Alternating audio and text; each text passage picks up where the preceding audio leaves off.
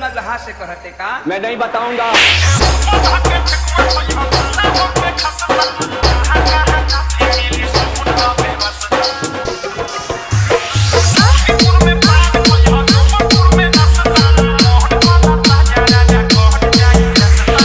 समाज में ये हम दिखाई तो समाज में ये सब चली हो। एक लाइन गजल हो मास्टर, बड़ा मिजाजी गजल हो, तनी बजा क्या हरी डाल पर मैना बैठे हमने समझा तोता है, जब याद तुम्हारी आती है दिल चुपके चुपके रोता है।